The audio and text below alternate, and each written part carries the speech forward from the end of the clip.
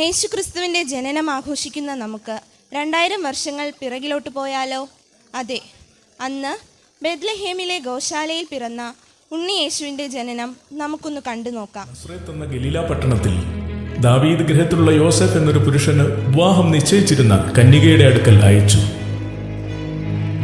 ആ കന്യകയുടെ പേര് മറിയ എന്നായിരുന്നു. ദൂതൻ അവളുടെ അടുക്കൽ അകത്തു ചെന്നു.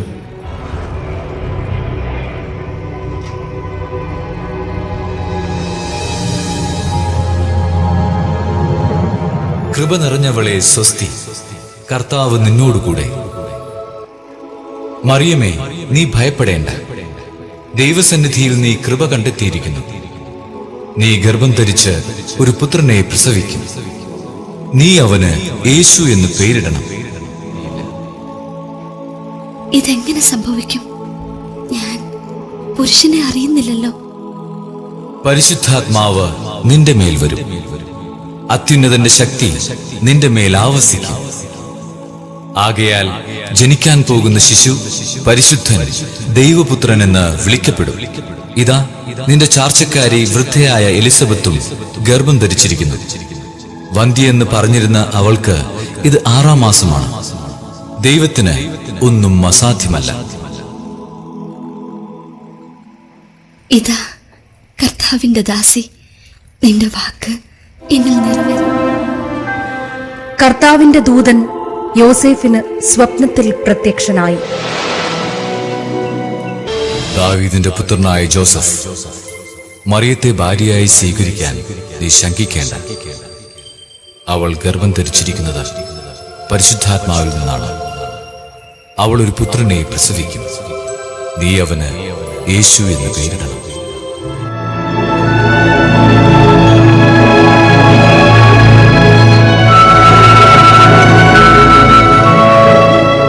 യോസേഫ് കർത്താവിന്റെ ദൂതൻ കൽപ്പിച്ചതുപോലെ ചെയ്തു.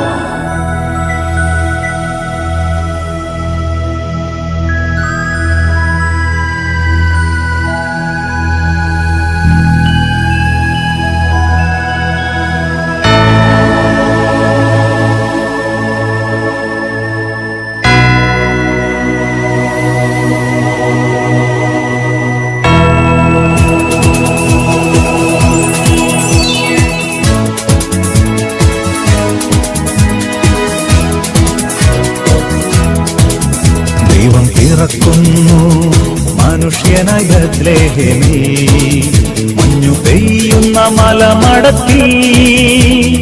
ഹല്ലേലൂയ ഹല്ലേലൂയ, മണ്ണിലും വിണ്ണിലും മന്ദഹാസം പെയ്യും മധുര മനോഹര ഗാനം.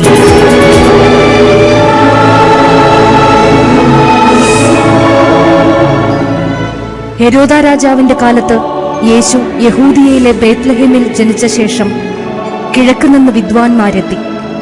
അവർ കിഴക്ക് കണ്ട നക്ഷത്രം ശിശുവിരിക്കുന്ന സ്ഥലത്തിനു മീതെ വന്നു നിൽക്കുവോളം അവർക്ക് മുന്നിലായിപ്പോയി.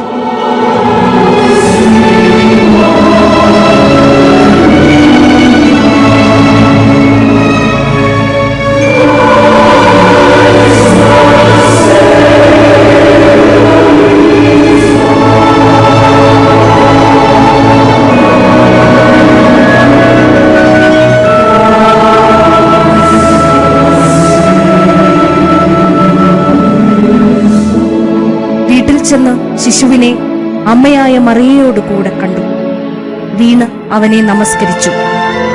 നിക്ഷേപപാത്രങ്ങളെ തുറന്ന് അവന് പൊന്നും കുന്തിരിക്കവും മൂരും കാഴ്ചവെച്ചു.